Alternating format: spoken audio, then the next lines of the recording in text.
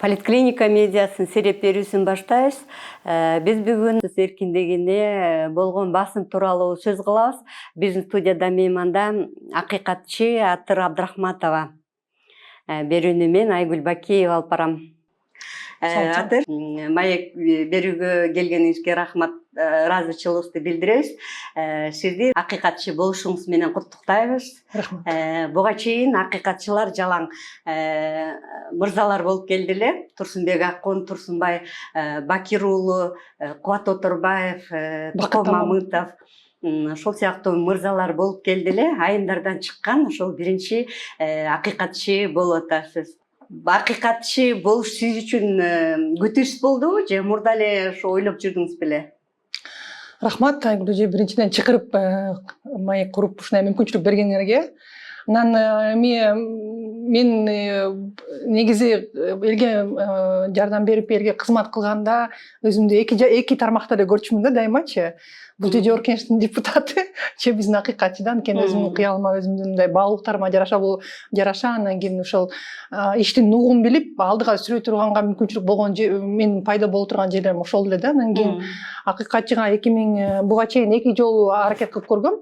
Анан кийин 2015-жылы билесиздер, 10-декабрда ошол эл аралык адам укуктары күнүндө Жогорку Кеңеште шайлоо болуп, мен 3-турга жалгыз мен чыккан күндө дагы бюллетендерди бурмалап жокко чыгарып өтпөй калдың деп эметишкен да. Анан кийин ошондо 46 колдоо болгон, добуш болгон. Өтсүн деп анан 5-өөнү бузук деп таап коюшкан да. Анан өткөрбөй койгон ошондо бийлик. Анан ошон үчүн өткөн мынакей бул жолу шайланганымда Талант Турдунович, Жогорку Кеңештин төрагасы айтпадыбы, ошол 7 жыл мурун болгон акыйкатсыздыкты, тарыхты биз бүгүн оңдодук депчи, анткени ошол күнү эле уткан болчусуң депчи. Ошон үчүн Жогорку Кеңештен ошол колдоп жардам берип, ушул так ачык, анан көз карандысыз иштегениң деп ишеним көрсөткөн депутаттарга терең ыраазычылык. Анткени чындап эле азыркы Жогорку Кеңешке курамга биздин муундан көбүрөөк жаштар өткөн экен. Андан сырткары ошол мындай бир аз мамлекетте чындап эле кадрлык саясат болобу же реформалар боюнча элдин нараазычылыгы бар болгонун, анан жаңы форматта иштин керек экенин, анан негизи эле мындай жандануу, шыктануу менен иштеш керек экендигин түшүнгөндөр. Анан көрдүңүз, ошол 5-6 депутат сүйлөп, ошол Динара Ашимова дагы, Бекешев, башка депутаттар сүйлөшүп, Атыр ушул кыялы туура келет деп айтышты да, көбүчү. Анан негизи эле мен ушул тааныган журналисттердин арасында болобу же жөнөкөй коомчулуктун арасында, элдин арасында мени таанып билип жүргөн адамдардын көпчүлүгү билет да ошол негизи кыялым бар экенинчи. Мен үчүн башынан эле мен жөнөкөй бирөөдөн чыгып эч кандай мындай саясий кланга же мындай бизнесмендерге чоң мындай кайсы бир мындай үйлөлүү болбогондуктан дагы анан ушул кылаткан иш аракеттин баардыгы ошо өзүмдүн баалуулуктарыма таянып келатканын билген адам бар эле барып таза иштеп беришиң мүмкүн болот деп мындай ишенич көрсөтчү да. Чоң үмүт, чоң тилек болду элден. Анан бир жагынан жүрөгүм түшөт экен. Анткени эми буга чейин 2015-дагы былтыркы парламенттик шайлоого да катыштым, бир мандат округдан барып, жөнөкөй элдин момундай ушундай үндөп, мындай чакырып, ушунчалык тилегин, ушунчалык үмүтүн көрсөткөнү бул чоң жоопкерчилик. Анткени азыр эми барып иштеп, ошол элге чындап эле кызмат кылып, өзгөртүүлөрдү жарата алып, акыйкатчынын макамын көтөрүп, ишеничин, элдин ишеничин көтөрүп, көбүрөөк адамдарга, биздин жөнөкөй жарандарга адилеттүүлүктү, акыйкаттыкты тапканга мүмкүнчүлүк болуп, ошого ишке ашса экен деп турам да азырчы. Анткени ушунча үмүт, ушунча тилек жерде калбастыр да. Анан мен болгон күч аракетимди, тажрыйбамды жумшаганга даярмын. Алдымда чоң чакырыктар тургандыгын түшүнүп турам. Бирок эң башкы эле чакырык ошол элдин ишенимин, үмүтүн акташ да. Анткени мына мисалы өзүңүз билесиз, 2016-дан 2020-жылга чейин Борбордук шайлоо комиссиясында иштеп, ошондо эле айтчумун да, эртеңки күнү элдин арасынан чыккандан кийин эртеңки күнү ошо элдин арасына эле мен кайра барам. Анан элдин арасында мындай коркпой, уялбай, сыймыктанып, мындай башымды өйдө көтөрүп, батасын алып жүргөн керек мага депчи. Анан Боршайкомдо иштегенде ага жетиштим, мен ал максатыма жетиштим да, элдин батасын алып, колдоосун алып жүрөм. Эми азыр акыйкатчыда бул бир гана жалгыз институт, мисалы Боршайком коллегиалдуу 12 мүчө болсок, азыр бир гана өзүм болуп калатам да. Анан кийин 2 орун басар бар, аппарат бар, албетте анан баардык өзгөрүүлөргө муктаж болуп турганын баары өзгөрүп турабыз. Анан ошол өзгөрүүлөрдү буюрса ишке ашырып, андан сырткары бизде система, калыптанып калган система мындай 30 жылдан бери калыптанып калган системаны оңдоп кетиш көрүп атабыз азыр жаңы президентке дагы жогорку курамына дагы өкмөткө дагы абдан кыйын болуп турат да. Кээрлери бирок өздөрү да ошол системадан чыккандан да кыйын. А бирок сиз калыптанып калган системаны шар өзгөртүп, жаңы мына азыркы заманга ылайыктуу нерселерди кылыш, мындай бир аз мындай ручник менен бараткандай көрүнүп турат да. Анан кийин акыйкатчы институтунда дагы ошо негизи адилеттүүлүктү табышта, мыйзамдуулуктун болушунда, адам укуктарынын Кыргызстанда сакталышына дагы 30 жылдан бери калыптанып калган көрүнүш, калыптанып калган стереотип мындай ыкмалар болуп калган да. Анан көбүнчө бюрократиялык жаңа пелдер келет, арыз муун айтат. Анан бюрократиялык жаңандай отписка болуп бири-бирине жөнөтө беришет дагы, бакуш жөнөкөй карапайым элдин ар бир эмеге мамлекеттик ишканага, мамлекеттик кызматкер кире берип, жашоосун өткөрүп койгондор бар, мисалы акыйкатты издеп жүргөндөрдүн 12 20 жылдап жүргөндөр бар да. Жашоосун өткөрүп койгондор бар, балдары энеси жок, атасы жок, чогулгон үй бүлөлөр бар. Такыр эле үмүтүн жоготуп сынган адамдар толтура. Мынакей өткөн жума эле 2 күн өткөн жума иштедим. Зордукталган, анан кийин тынччылыкты таппай аткан бир айым келип кетти, мисалычы, ыйдан башка башы көтөрүлбөйт, аны түшүнүктүү нерсе да, анткени акыйкат таппай атат. Ошондой тилекке каршы бизде ошондой эмелер көп да. Азыр жумуш көп болуп атат да, ортодо дагы акыйкатчы жок болуп калды бир аз убакытта, анан жазылып киргендер дагы арыз муун айткандар дагы көбүрөөк болуш керек. Жазылган жок, эшикти тептеп эле кирип атат элдин баары. Анан эшикти тептеп кирип атат, анан кийин соц тармактардан мен ачык болуп көн болгам, анан кийин менин телефонум бак элге таркаган да, телефонум канча 15 жылга жакын жүрөт, анан кийин шайлоонун аркасы менен ар кандай жанагындай жардам берип койчу, консультация берип койчу деп атып, сыртта да мигранттарыбыз да бар, мамлекет ичинде да ар кайсы региондо бар. Дагы деле тилекке каршы көпчүлүгүнө жооп бергенге жетишпей атам, куттуктоого да жооп бере элекмин да, анткени баягы карасам 400 кен, бүгүн карасам 600 сообщение, анан бияктан адам келип атса дагы тозуп төшүп арыз боюнча иш кылганга, анан кийин расмийде иштерди алып барыш керек, коллектив менен ошого бир аз жетишпей атам, бирок эми бул 2-3 күндө болду да. Мунун баарын жөнгө салып, азыр мен үчүн бул аябай жакшы бир жанан чакырыктагы тажрыйбадагы менеджер катары, башкаруучу катары дагы ишти жөнгө салыш, башка нукта киргизиш, анан кийин бир гана акыйкатчынын аппараты кызматкерлер эмес, биздин эли дагы ошол өзүнүн укуктарын коргоодо, өзүнүн укуктарынын сакталышындагы иштөө форматтарын өзгөртүш керек. Анткени биз тилекке каршы мынакей ар жергесинде карасаңар, эл көнүп алганда бир кызматкер келсе, мамлекеттик же болбосо муниципалдык, же болбосо кайсы бир мындай бир аз билимдүүрөөк же бир аз кызматта турган адам келсе, ишенип эле ошондой дейт, анан алданат, анан кийин же сынат, же барып митинг уюштуруп ызы чуу болот да.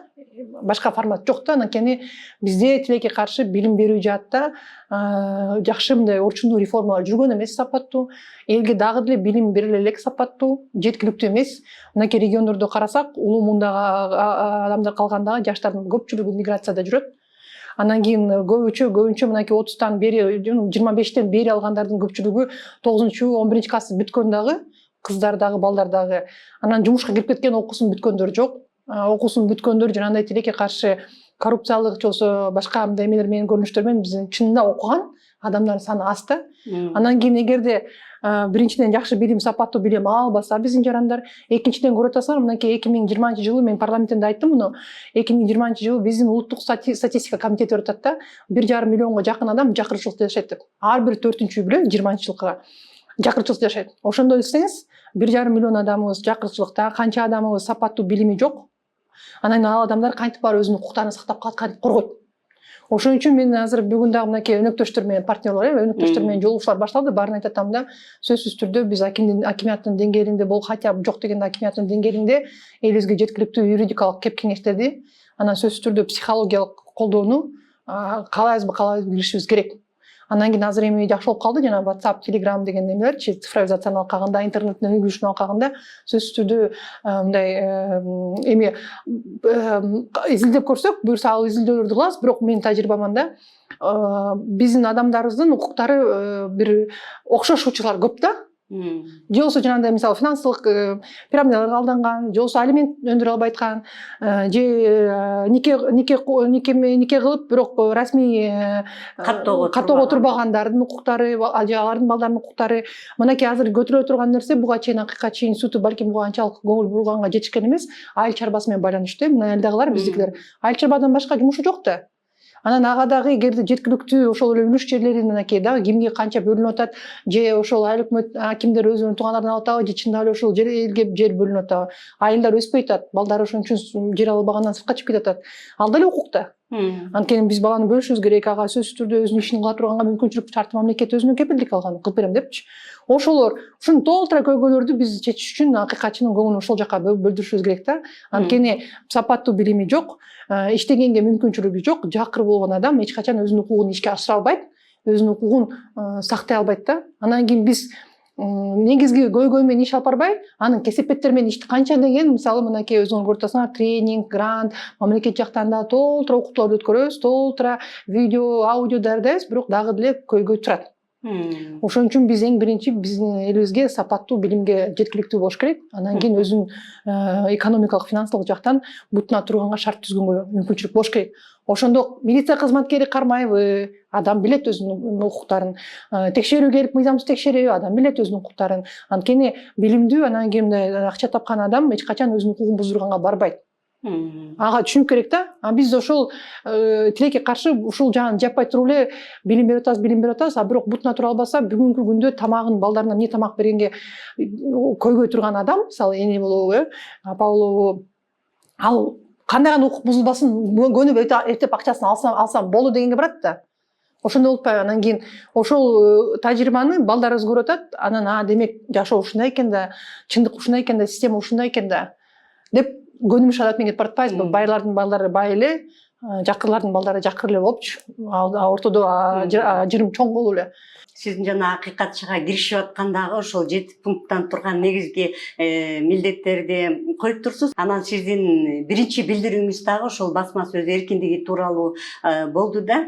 Ушул жана Next TV'нын башкы директорунун камалышы боюнча билдирүү тараттыңыз. Анан ошол билдирүүнүн негизи эмне болду? Анан бул ишти дагы өзүңүздүн көзөмөлүңүзгө алам деп айттыңыз.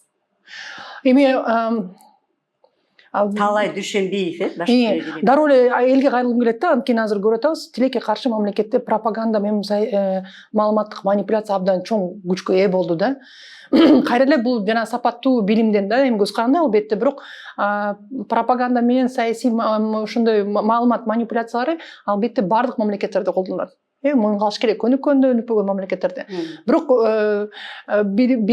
билимге көбүрөөк мындай көңүл бурган мамлекеттерде элдердин арасында критикалык ой жүгүртүү бардак, мындай бир аз талдаганга көбүрөөк мүмкүнчүлүк болот. Анан кандайдыр бир ушундай манипуляциянын аркасынан ээрчибейт да. А бизде тилекке каршы кайра эле ошол билимге байланыштуу болгондон биз ошол ишенген бир лидерлерибиз, ишенген бир мындай пикирлердин лидерлери бар, ошолорго макул болуп эле аркасынан ээрчип келе атпайбызбы? Анан азыр Next боюнча ушул нерсени айткым келип атат. Анткени мен кайрылгандан кийин мен билгем, кайсы бир тараптарга жакпай сын пикирге алынышынчы, кайсы бир тараптар тескерисинче колдоорун. Анан кийин бир гана нерсе айткым келип атат. Акыйкатчы институту бул эл аралык макамы, статусу ошондой да. Сөз эркиндиги, жалпыга маамиле каражаттардын эркиндиги, саясий плюрализм, демек саясатта көптөгөн ойлордун бар болушуна кепилдигин, ошонун корголушун бүт эле мамлекеттерде акыйкатчылар коргойт. Андан сырткары биз акыйкатчы, биз эмнеге мен ушундай кайрылуу кылдым, чакырык кылдым? Анткени бир аз шашылыш иш болуп атканы көрүнүп турат да. Анткени мен өзүм деле мына юрист катары 20 жылдык тажрыйбам бар. Бизде мындай шайкеш келишек да, кылынган мыйзам бузуу менен, эгерде мыйзам бузуу болду десекчи, ага каратылган бөгөт чаралар болобу, жоопкерчилик болобу, ал бири-бирине туура келишек да, шайкеш бир баада болуш керек да. Анан кичинекей катачылыкка алып туруп, мисалы 10 жылга kesкен болбойт, же болбосо 10 миллиондоп, 100 миллиондоп урдаганды 1 жылга kesкен болбойт. Ошон үчүн бири-бирине шайкеш келишек да, жоопкерчилик менен көрүлүп аткан чаралар ошол кылган иш аракеттин өзүнө. Анан бул жерде Next TV кимге жагат, кимге жакпайт башка суроо. Ошон үчүн кайрылат элем да, ошол бир аз туура көрүш керек, муну мындай бир аз талдап критикалык ой жүгүртүү менен каалаш керек биздин кайрылууну. Анткени стандарт массалык маалымат каражаты мынакей жалган маалымат таркатылды деген күндө, жалган маалымат таркатылса анда бул жарандык маселе, жарандык чыр. Муну сот аркылуу чечиш керек. Бир гана сот Кыргызстанда гана эмес, башка мамлекеттерде дагы бул стандарт кайрачы. Бир гана сот айта алат, чындык бекен же жалган маалымат таркатылгандыгынчы. Бул бир. Анан экинчи, текшерүү иштери мындай болупайбы, биз маалыматтын баарын көтөрдүк. Анан кийин ошол камакка алынган директор менен биздин кызматкерлер жолукту. Сот процессин барып мониторинг жүргүздүк. Анан кийин өзүбүз кайрылуубузду кылдык. Анан материалдарды караганда ошондой болот да, үчүндө мисалы материал чыкса, үчүндө чыкты, же экисинде чыкса, үчүндө экспертиза дайындалган экен, үчүндө кайра экспертиза даяр болуп атат да. Бир күндө шашылыш болуп. Анан шашылыш болуп атат. Анан кийин туура эмес материалды жанагындай Telegram, Facebook аккаунттарда чыккан деп атышат.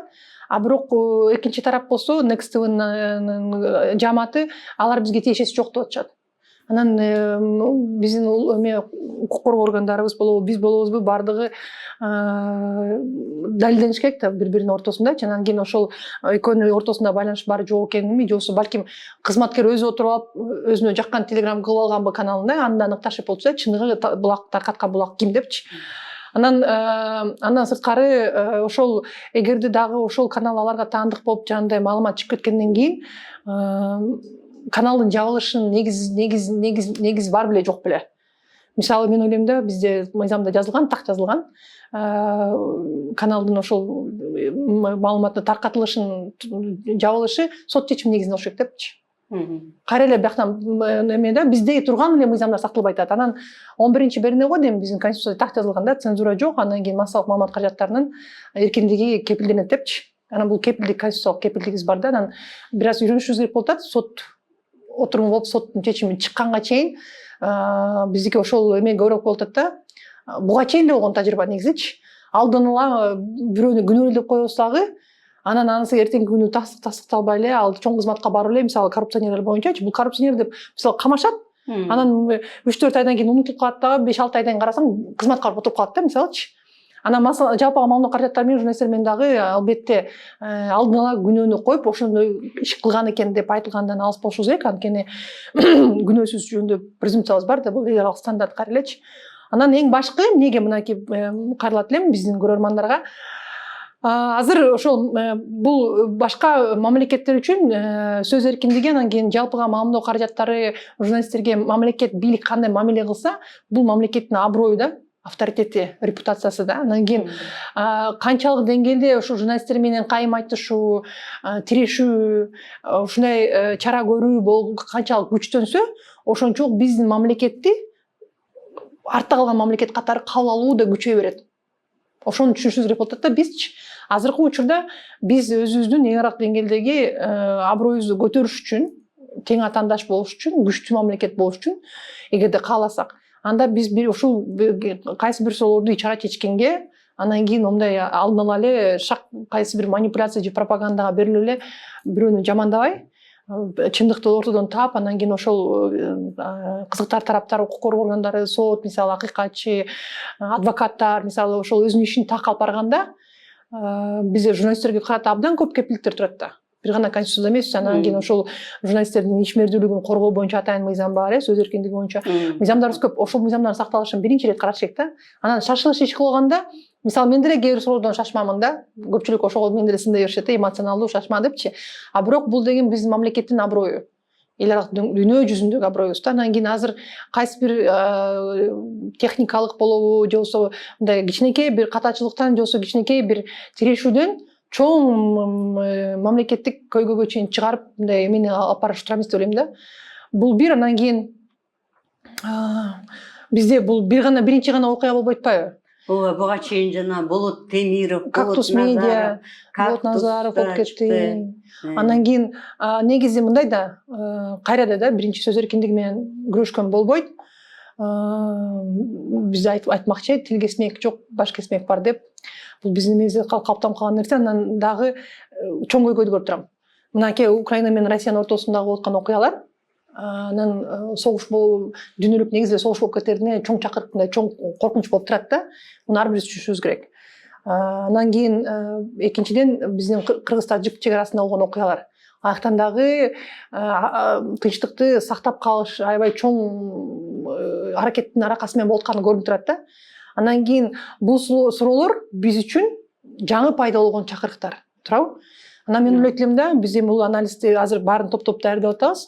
Акыйкатчынын сунуштарын жакын арада бул жума болбосо эмки жуманын башында ушул журналисттер менен иштешкен уюмдар менен да жолугушуу болот. Анан кийин мен ушундай сунуш киргизип атам. Биздин мамлекеттик органдар биринчиден журналисттер менен тренингдер өткөрүш керек. Анткени бул сезимтал суроолор боюнча кызматташуу кандай болот деп сүйлөшүш керек. Анткени бизде көп учурларда тилекке каршы окуя болуп атат. Анан маалыматтык вакуум болот, маалымат жок. Ошондон улам ушак ар кандай сөздөр, анан кийин журналисттер болсо ушакты таркатканга мүмкүнчүлүк жок, болбойт мыйзам чегинде чек коюлган, журналисттер ошону сактоого аракет кылышат. Анан башка булактардан маалымат издей башташат. Жанагы көчүрүп баскан маалыматтар болот. Ошондой болуп атпайбы? Ошондон да анткени биздин мамлекеттик органдар шак ылдам ыкчам маалымат бербегенден тилекке каршы журналисттер башка булактарды издеп атат да. Ошон үчүн мен ойлойт элем да, азыр бизге сөзсүз түрдө ушул тынчтык суроосу, коопсуздук суроосу боюнча азыртан мынакей көрүп атабыз, эки чоң көйгөй турат алдыбызда. Ошону алдын алуу максатында ошол суроолорду чагылдырылыш боюнча мамлекеттик органдар тренинг өткөрсүн журналисттер менен туурабы, үйрөтүшсүн. Мынакей бул сезимтал суроолор боюнча ушундай кылалы, стандарт уюштуралы, анда 5 мүнөт мына окуя чыкты деп биринчи эле булак жазып чыкса, 5 мүнөттө, 10 мүнөттө анда массалык маалымат каражаттарынан баарына бирдей маалымат таркаткыла депчи. Силерде маалымат болбосо эмне деп жазасыңар, туурабы? Эл тутуп атат, күтүп атат, элге силер жеткиришиңер керек. Анан кийин бул жагынан иштеш принциптерди өзгөртүш керек. Анан биздин журналисттерге да терең ыраазычылык билдириш керек. Анткени мынакей ушул окуяларда Кыргызстандын биздин башка мынакей чет эл аралык эмелерде массалык маалымат каражаттарында иштеп атышабы, Россияда иштеп атышабы, каякта иштебесин, өзүнүн кыргыз жараны экенин билип туруп, кайсы мутта болбосун, бирок кыргыз жаран болгондон чындап эле журналисттик коомчулук, блогерлер, активисттер биригип алып, биздин мындай абройду, биздин атыбызды сактап калганга күчүн жумшап атышат. Анан алар менен тирешип мындай айтышкандын ордуна мен ойлойм кызматташтыкка өтүш керек эле да. Анткени бул суроо абдан сезимтал. Бул биздин мамлекет, баарыбыздын мамлекетибиз, анын баарыбыз түшүнүп турабыз. Мамлекетибиздин тынчтыгыбызды сактап калыш үчүн ар бирибиз өзүбүздүн күчүбүздү жумшаганга даярбыз да. Ошон үчүн Next TV менен болобу, Кактус менен болобу, ошол чек ара маселеси, же болбосо ошол сыртта болуп аткан согуштун чагылдыруу маселесинде биздин расмий мамлекеттик органдар так анан ылдам иштегенди үйрөнүш керек да. Ушул жагынан дагы ушул акыйкатчынын ишинде дагы жаңы реформалар болот да, Сөз эркиндиги боюнчабы? Сөз эркиндиги боюнча биринчиден сөзсүз түрдө коргоо алынат, анткени бул менин программамдын биринчи пунктунда турган. Эң эле биринчи бул сөз эркиндиги, анан саясий плюрализм. Экинчиден журналисттерди коргоо бул дагы приоритет. Жалпыга маалыматтоо каражаттарды дагы приоритет. Анан кийин азыр ошол мен айткан көйгөйлөр боюнча сөзсүз түрдө консультация кылабызбы, кеп кеңештерди беребизби, бир стандарттарды бекитип алып, бир консенсуска барышыбыз керек болуп атат да. Анткени чакырып, билбейм, мен кандай калган, мисалы ошол мамлекет, башка мамлекеттик органдарда иштеп аткандар болобу, кандай анализ, прогноз болуп атат, бирок мен жеке өзүмдө коркунуч сезими бар да. Биз баары бир консенсуска, элдик консенсуска келишибиз керек болуп атат да. Чукулашып, анан бири-бирибизге тийишпей, анан бир элдик консенсуска келиш керек. Анткени согуш суроолору болобу, кандай суроолор бул азыркы замандын чакырыктары, азыркы убакта болгон чакырыктарга туруктуу баарыбыз бирдиктүү менен жооп бербесек, мамлекет, бийлик, эл кошо, анда биз кайра эле чаржайт болуп кетебиз да. Анткени башка мамлекеттин мынакей азыр баарыбыз ошол ортодо болуп аткан, эки мамлекеттин ортосунда болуп аткан иштин ар бирибиз эксперт болуп кеттик. Бири туруп бир тарапты жактайт, бири туруп башка тарапты жактайт, мисалычы. Бирок баарыбыз түшүнүшүбүз керек. Андай нерсе ар бир мамлекеттин башына түшүшү мүмкүн, ар бир элдин башына түшүшү мүмкүн да. Анан кийин андай согуш мисалы бизде боло турган болсо, Кудай сактасын, биз даярбызбы? Биз бирдиктүү ошондой ынтымактуу эл боло алабызбы? Бири-бирибизди кайра күнөөлөп, чаржайт болуп, ушул азыркы акыбалдан чыга албай өзүбүз деп коебузбу? Же сырткы күчтөргө жооп бере алабызбы ынтымактуучу? Ага ынтымактуу жооп бериш үчүн алдын ала азыр ошол суроолор боюнча хотя бы сүйлөшүп, биз бирдиктүү бир пикирге келип алыш керек да. Ошон үчүн акыйкатчы бүт мамлекеттерде стандартта эмичи ошол мамлекеттик органдар менен, бийлик менен жөнөкөй элдин ортосундагы көпүрө да. Анан эми буга айым катары келген менен аялдар да даанакер келебиз, Анан ушуларды пайдалануу менен мен ошол көпүрө болуп эки тарапты бир ушундай консенсуска алып барышка мен максат турат алдымдачы. Баш керек. Андан сырткары мынакей көрүп атасыңар, эгерде биз эмне себептен консенсус деп атам, мамлекеттин ичинен биз адам укуктарын сыйлаганга көнсөк, чындап элечи, бизде тилекке каршы мыйзамды кантип өтүп кетсем экен деген түшүнүк көбүрөөк да. Элдин арасында дагы, жогору жакта дагы биз ошол мыйзам жагабы жакпайбы бардыгы үчүн бирдей иштеп, таксакатаганда үйрөнсөк, биринчиден, экинчиден эсер мисалы башка мамлекеттердин жараны ошол эле Америка, Россия болобу, келип бизден паспортун көрсөткөндө биздин милиция кызматкерлери алар шектене түшөт, өзүн башкача алып барып, демек биздин да ошондой паспорт болушат да. Сыртка чыкканда Россияда жүрөмбү, Казакстанда жүрөмбү, Америкада жүрөмбү, Кыргызстандын паспорту дегенде баардыгы мынтип Кыргызстан деп тааныш керек да биздичи. Булар деген укуктарын билет, булар деген ошол адам укуктары сакталган алдыңкы мамлекеттердин бири деген абройго жетишсек, бул жетишкендик да. Бирок биз ичара ошол адам укуктарын сыйлоону, бири-бирибизди сыйлоону, бир кандайдыр бир кызматташтыкты үйрөнбөсөк, чукулап эле бир мындай жана пропагандалык ошо өткөтпөдүкпү бизчи? Ат коюп эле бири-бирибизгечи, мен мисалы каршымын да, мындайчы кое берсек биз алсыз боло беребиз. Алсыз болгон сайын биз эч ким сыйлабайт. Мынакей башка мамлекеттерде кыйналып жаткан биздин жарандарыбыз бар. Ошол эле Тажикстан, Казакстанда, Россияда, башка мамлекеттерде камакта жаткан биздин жарандар бар. Андан кийин эгерде ортодон бир чыр чыгып кетсе, башка мамлекеттердин жарандарын чыгарып кетишет да, айтпай эле коеюн. Биздикилерди акыр аяга калтырып коюшат. Эмне себептен анткени мамлекет алсыз, коом алсыз. Бир гана бийлик буга күнөөлүү эмес. Сыртка чыгып мыйзам сактап эмес, жок билген эмес, биз мамлекеттин ичинен мыйзамды сактабай атабыз, бири-бирибиздин укуктарды сактабай атабыз да. Ошол түшүнүктүү, ошол баалуу катары киришибиз керек да. Бул акыйкатчынын бирден бир милдети да. Ар бир адам ошол деңгээлге каалайбызбы, каалабайбызбы жеткиришибиз керек. Бул суроо боюнча мен биздин министрлер кабинети болобу, жогорку кеңеш болобу, бейөкмөттүк эмес уюмдар болобу, журналисттер болобу, баары менен кызматташууга даярмын. Анткени ушул бизге туура түшүнүк сиңиш керек да. Мыйзам сакталыш керек, адам укугу сакталыш керек. Бирөөнө мисалы мынакей эң эле жөнөкөй суроо, келин баланы алганга жана алга чыкканда үйдөгү зордук зомбулук, кичинекей жаш балдарга болгон зордук зомбулук ошол жерден башталат атпайбы? Анан кийин аны айтпай эле коюн, студенттерге, окуучуларга болгон мамиле, жумуш ордун тапкан боюнча жумуш ордун таппай элеби?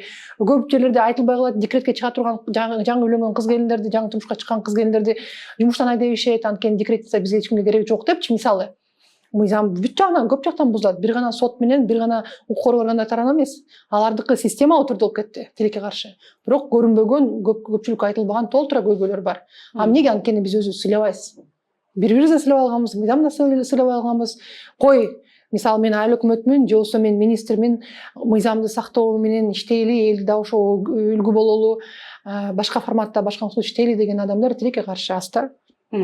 Азыр бул журналисттер боюнча мына сиз билдирүү жасагандан кийин өзүңүз деле айтып атасыз да, ушул иштин аягына чейин чыгарып, мындай ушул билдирүү жасагандай ишти аягына чейин чыгара аласызбы? Алар менен да күрөшүп, мисалы. Эми мыйзамсыздык менен күрөшөбүз. Бир, экинчиден азыр биз өзүбүздүн мониторингибизди сот процесстерине жүргүзөбүз. Анткени менин түшүнүшүм боюнча ар бир адвокат баары биринчи чечим чыкты, жанагындай камакка калтыруусун майга чейин узартып койду. Адвокаттар аны жокко чыгарганга аракет кылат, сөзсүз түрдө анын баарын көзөмөлгө алабыз. Андан кийин ушул эле бир гана эмес, азыр аппарат кызматкерлери ушул окшош окуяларды баары бириктирип, жалпы кайсы мыйзам бузулуп болуп аткандыгын же кайсы стандартта сакталбай аткандыгын анализдеп, сөзсүз түрдө биз муну укук коргоо органдарына, андан кийин биздин депутаттарга дагы беребиз, сунуш катары сакталыш керек деп.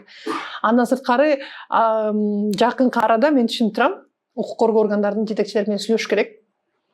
Анан мындай бир диалог катары бир эмеге баш керек да, сүйлөшүүгөчү. Айтпайм дагы бир жолу. Бар ойлойт да, мындай чыр болуш керек депчи, сөзсүз түрдө ортодочу. Чыр болгондон, мисалы мен азыр кайрылуу кылдым, анан азыр өзүмдүн сунуштамамды киргизгенге укугум бар, мисалы, мыйзам бузулуп атат деп сунуштамамды УКМКнын жетекчилигине бергенге мисалы укугум бар. Азыр анда анализ атышат балдар. Андан ары тиги жогору жакка чейин тиги Акылбек Жапаровго болобу же Садыр Нуркожоевго чейин көтөрүлүп барып аны айтканга укугум бар. Бирок чырга чейин бардырбай эле аны чечкенге мүмкүнчүлүк табыш керек да бизгечи. Бул деген стандарт дегенди түшүнүп бизге кириш керек болот да. Стандарт түшүнүп кириш үчүн бардык тараптар отуруп ушинтип сүйлөшүш керек да. кой депчи. Анткени эң эле башкы максат жана үй бүлөдөгүдөй эле да булчу. Үй бүлөнүн ичинен бири бириз менен атаандаш болуп, эптеп эле жактырбай эле бири бирибизди артка сүрөсөк, сырт жактан келип каалаган адам чалып кетет. Каалаган адамың агоротуңду басып кетет, үйүңдү алып коет, алдап коет, туурабы? Бирөөсүн мынакей өзүнүн зордоп коет, дагы эмне кылган албайт, укуңду бузат да. А эгерде бейчара сүйлөшүп, бейчара бир ынтымакка келип ошол стандарттарды сактоого биз көнсөк, бияктан жаап жашырыш эмес. Ачык эле мынакей стандарт бар, стандарттын алкагында иштешибиз керек. Мисалы азыр камакта алдыңар, мейли мыйзам боюнча ал суроо каралып кете берсин. Бирок эфирде берип коюлат, эфирди ачылыш керек. Эфир жапууга мыйзамсыз, соттун чечими жок. Соттун чечими чыкканга чейин эфир уланыш керек. Андан дагы жаман нерсе, эми аны биз жанакы Темиров Лайв каналын жабылганда көрдүк го.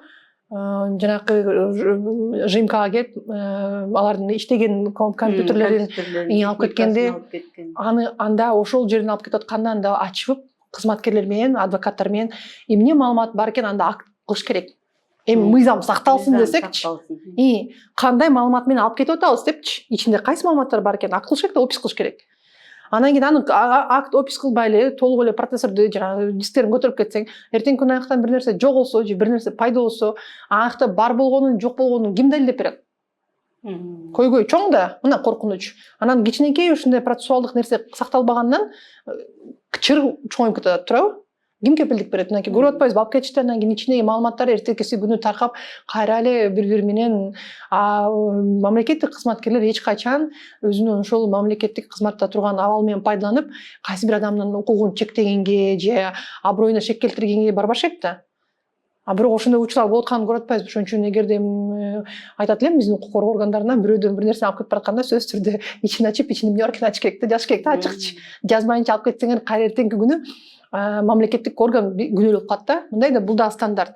Жөнөкөй адам менен, жаран менен мамлекеттик орган ортосундагы эгерде чыр болсо, өзгөчө жөнөкөй жаран мамлекеттик орган менин укугумду бузду атса, анда мамлекеттик орган далилдеш керек. Булар далилдебейт күнөөсүн. Булар далилдеш керек. Чындап эле так ачык мыйзам чегинде иштедим деген булар далилдеп бериш керек да. Биз ал ошол стандартка өтө албай атабыз, бирок бул дүйнөлүк стандарт. Бул суроолор боюнча. Азыр эгерде Next TV ошентип жаза турган болсо, биздин ушул эмелерибизде, процессорлордо, техникада ушундай маалымат бар эле, азыр жок болуп калды, же ушундай сапатта эле жок болуп калды десе, азыр эми ошону элестеңер, ортодон дагы канча нерсе болуп кетиши мүмкүн да. Анан ойлойт элем да, азыр жакын арада эфирин кайтарып бериш керек.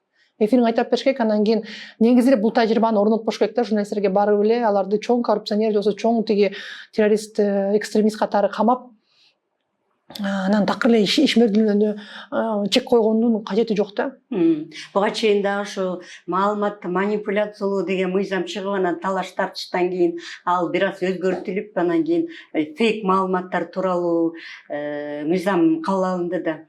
Анан ошол боюнча дагы тиги блогерлерди дагы жана социалдык тармактарда жазылгандарды дагы күнөөлөй башташты да.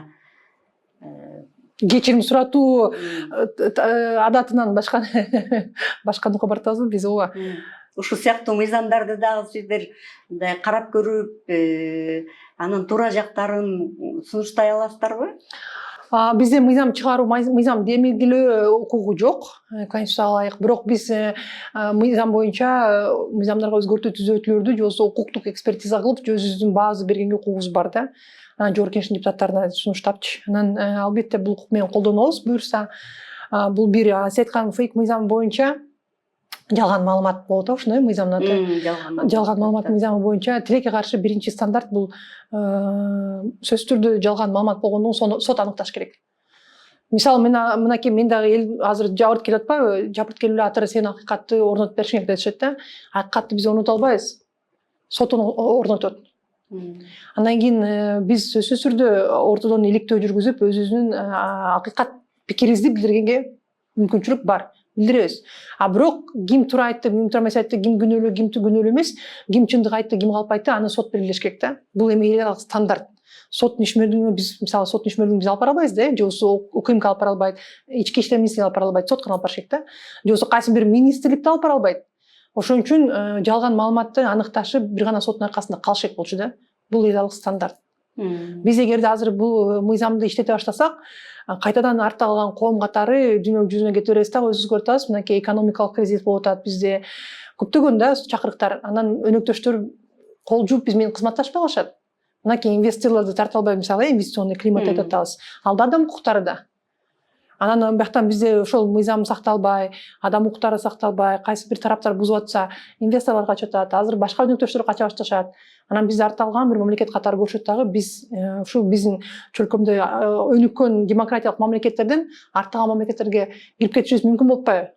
Ошон үчүн бул сиз айткан мыйзам мен биринчиден эң башынан эле ойлонгом, азыр да ошол ойдо турам. Негизи эле декларативный деп коет. Иш жүзүнө ашпаган мыйзам боюнча калып калса жакшы болот эле да. Биринчиден, экинчиден бул мыйзамды күчүн жоготту деп жогорку кеңеш тапса, андан сонун болот. Бирок жок, иштейт, иштеген ыкмаларды киргизебиз дешсе, анда ал ыкмалар сөзсүз түрдө көз карандысыз эл аралык деңгээлдеги эксперттер менен талдап өткөрүлүп, ачык так кош стандарттуу ыкмаларды киргизбей, ачык так баарыбызга түшүнүктүү ыкмалар кириш керек. Бул эң жогорку талап да. Анткени бизде тилекке каршы мыйзамды колдонулушунда кош стандарт бар. Бардык тармактардачы. Буга мындай колдонулат, бул балким ак дейбиз, буга болсо ак анан бир аз кызыл аралашкан го дейбиз да, мындай болбойт. Баарына мыйзам бирдей иштеш керек. Ошон үчүн бул мыйзамды эгерде ишке ашыра турган болушса, алдын ала ишке ашырганга чейин ашырылуу методдордун, механизмдерин, жол жоболорун ачык эл менен талкуулап, бекитип, бардык тараптарга түшүнүктүү болуп, тиешелүү экспертизадан өткөзүп, анан бардык тараптар ооба макулбуз, эми ушул мыйзам раз кирип калгандан кийин ушул методика менен баалайбыз, ушул ыкма менен чечим кабыл десе, андан кийин иштетсе болот. Ага чейин иштеткен болбойт. Анан кийин чийки мыйзам, анан кийин мамлекеттик, бизде конституцияда так жазылып турат да, мамлекеттик органдар, мамлекет ар бир жаран үчүн кызмат кылат. Кайсы бир топ үчүн кызмат кыла албайт. Туурабы? Анан эгерде анан биз айтып атабыз, мамлекетте мамлекеттик бийлик бир гана элге таандык. Ошон үчүн ошол принциптен чыкпашыбыз керек да бизчи. Эл арасында ар кандай пикир болот. Мисалы, мен деле кимге жагам, кимге жакпайм, ким ушак айтат, ким толук дейт, кимиси кыйшык дейт, кимиси акылсыз, ким чөнтөй дейт, ар кандай да. Анан ар кимдин аркасынан чуп алсам, бул да туура эмес да. Ар кимдин өзүнүн деңгээлине жараша, өзүнүн жашоо көрүшүнө караша пикир болот. Мисалы, мен ойлойм, мен эми өзүм да көбүрөөк оппозициялык калганман. Сын пикир айткан адамдын окшойт да. Ал ошол сенин тажрыйбаңды, сенин кылып аткан чечимиңди жакшыртат. Анткени айтылган сындан ошол ишиңди жакшыртканга мүмкүнчүлүк табыш керек да. Коркпош керек. Атырайым жана айтып кеткендей, сиз аял затынан чыккан биринчи акыйкатчы болуп атасыз. Анан буга чейин иштеп кеткен мырзалардын иштериндеги ошо кимисинин иштерин мисалы үлгү кыла аласыз? Мырзалар, аксакалдар, мырзалар иштеп кетишти. Албетте жакшы кылган иш аракеттери дагы бар. Анан эми азыр мен жакын арада менден мурунку иштеп кеткен Кыргызстанда жүрүшкөн акыйкатчыларды чакырып пикир алмашып, алардын кеп кеңешин сурап дейин деп турам. Анткени мен баары бир күчүрөөкмүн, биринчиден эми бул биздин улуттук баалуулуктардан.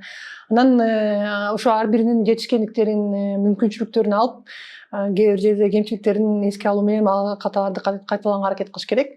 Тилекке каршы кээ бирлери мени жамандап журналисттерге чейин чыгып ак үйгө көкүйдүн баарын кыдырып чыгышыптыр. Эми анын укугу да ал кишилердинчи. Анан алар эми мырзалар, мен эми айым болгондуктан иштин форматы башкандык болот да. Салыштырганга мүмкүн эмес го дейм да. Анткени баары айымдар биз данакербиз, энебиз. Анан кийин бизде мисалы Бугу эне, Курманжан датка, Жаңыл мырза деген аялдын образы такыр башка да. Анан кийин эле могу эгемендүүлүк алгандан кийин эле биздин аялдар добончу, анан торпеда кылып эле саясатчылар башкандыкка буруп алышкан да. Мен ойлойт элем, азыр биздин элибизди колдоп берсе, ошол данакерлик, ошол энелик, ошол андай эне мисалы бир баласын жакшы көрүп, бир баласын жаман көрө албайт да. Бардыгы баласы. Анан мамлекет акыйкатчы бир болгондон кийин жагабы, жакпайбы, эч кандай жеке кызыкчылык жок. Бардыгынан бирдей мамиле, бирдей акыйкаттыкты табууда, акыйкаттыкты орнотууда жардам бергенге барыш керек да. Бул жерден балким айырмаланабыз да. Анткени мисалы эркек мырзалар көп жерлерде эми бул тарыхый мындай согушка, кандайдыр бир тирешүүгө жакын болсо, аялдар башка форматтабыз да. Анан кийин ошол жакты дагы, ошондой форматты киргизгенге дагы мага өзүм мындай кызык болуп атат. Анткени буга чейин көпчүлүк мени мындай тирешүү деп таанып калышты да, бирок тирешүү эмне үчүн болду? Мен негизи жашоодо анчалык жаш көрбөйм да, мындай урушкандычы.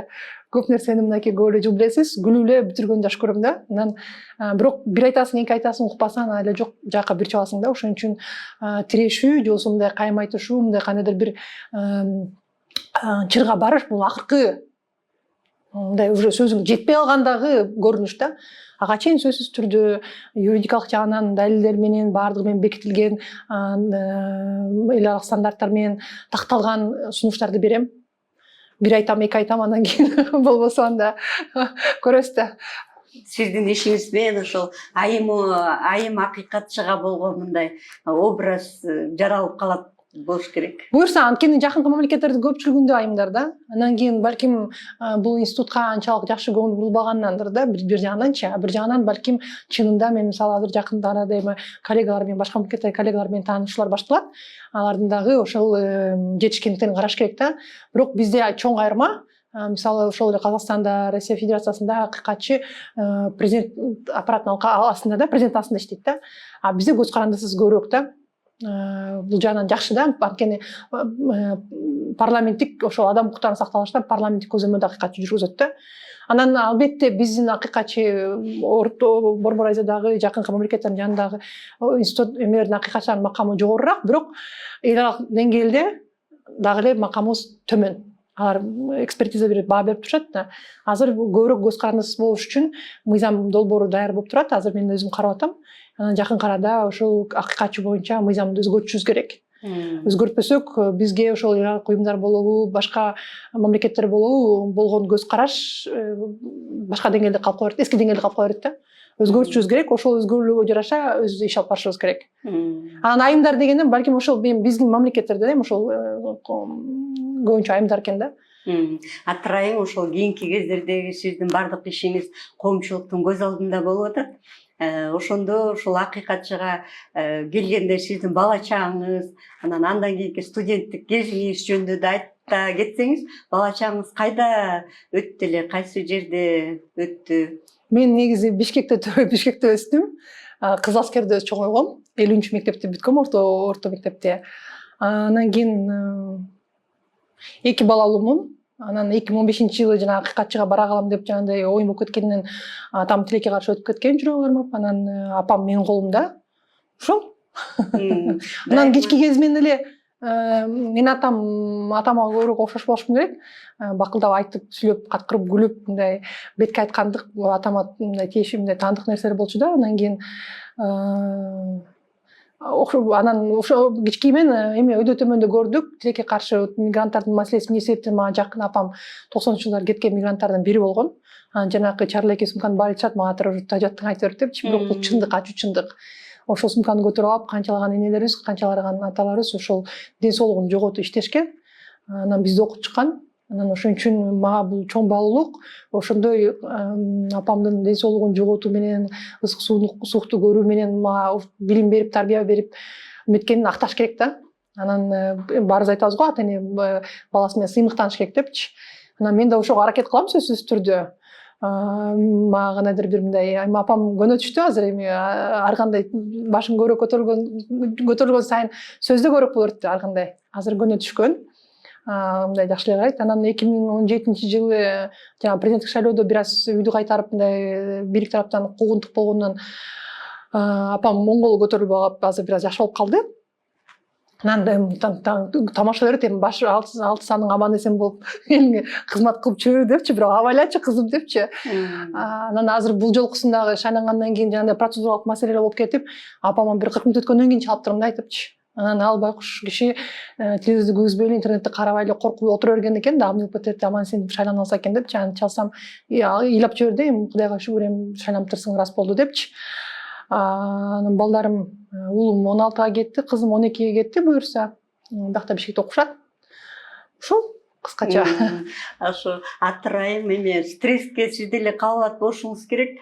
Жана борборлук шайлоо комиссиясында иштеп атканда кайсы бир маселеге макул болбой мындай бийлеп турган бир социалдык тармактарга видеоңуз чыкты эле. Андан кийин жана 7 шайлоо округу боюнча дагы депутат боло албай калдыңыз. Ошондой убактарда мындай стресске кабыласызбы? Эгер ошо кабылсаңыз, кантип ошо стресстен чыгасыз? Албетте стресс көп. Мага ошогон айымдар Кыргызстанда тилекке каршы көбүрөөк, мындай өздөрү жалгыз өзүнүн турмушун куруп келаткандар, бирок өйдө төмөн ысык суук болуп атканда эми биринчиден кандай десем, жашоого болгон көз караш чындап эле айтып атпаймынбы, мен көбүрөөк күлүп жүргөн жаш көрөм да. Негизи эле жашоого ошондой карайм. Андан кийин ойлойм, ак тарапта болуп түз жүрсөм, жараткан өзү сага жардам берет да, мындай коомчулук эл дагы сага жардам берет деп ишенем да. Андан кийин мен ошондой чоңоюп калыптырмын. Колуңда болгон мүмкүнчүлүк менен кайрылган адамга эгерде мүмкүнчүлүк болсо жардам бериш керек деген көңүлгөм да. Анткени керек учурда мага жардам берген адамдар көп. Анда айч керек да. Мындай бул баланста бул жашоодочу бирде мындай жөнү жок кандайдыр бир сыноо же болбосо жөнү жок кандайдыр бир сабакты албайсың бул жашоодо. Сөзсүз түрдө аркасынан башка чакырык же болбосо жакшылык ушинтип кете берет экен да бул жашоо. Анан ошого тегиз карап туура кабыл алсаң сынбайсың. Анан бирок бир гана мен кээде ушул эме болду эле го, эсиңизде болсо, жүрөктөн чыкпаган окуяда жанакы мүмкүнчүлүгү чектелген айым экен 3 баласы менен. Анан кийин жолдошу Россияга чыгып кетип, кайын журту менен бияктан ызы чоп кеткенден бөлүнүп чыгып кетип, анан кийин дагы мындай чыр болгон окшойт. Анан улуу баласы 12-де ошондо го дейм, 12 жашта экен. Ага уктатуучу дары берип, 2 кичинекей баласын да уктатып, жаткызып анан үйдү өртөп, кошо балдар менен өзүн өртөйгөн да. Анан ошол учур так эле эсимден чыкпайт да магачы. Анткени бул ошол акыркы чекке жеткенде ар бир айымдын башында ар бирибиздин менин да башыма өткөн нерселер демчи бул өдө төмөн болуп аткан маалдачы. Анан бирок ошол маалда мен ошол өзүм айланымда болгон бүт адамдарга да, командама да, негизи мени тааныгандар баары билишет. Кээде жакшы сөз менен биз адамдын тагдырын сактап калганга мүмкүнчүлүк болот да. Ошон үчүн мен мындай ошондой тарбия көрүп, ошондой нуктай жашап келем. Бир аз болсо дагы жакшы сөз айтып, жылуу сөз айтып, мүмкүн болушунча жардам бериш керек. Анткени чын эле бул жашоодо мындай өдө төмөн болгондо Кудай баарын тартып алып турат да. Анан бири-бирибизге ошондон жакшы сөзүбүздү аябасак да, жылуу сөздү аябасак.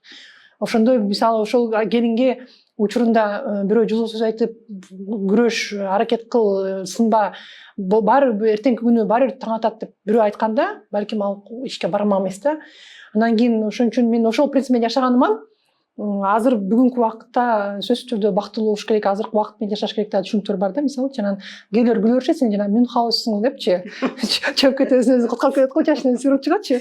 Анан шайлоодон да утуп алып күлүп жүрөсүң, анан кийин жактан да мындай күлүп жүрөсүң деп албетте мен деле корком, албетте мен деле ыйлайм.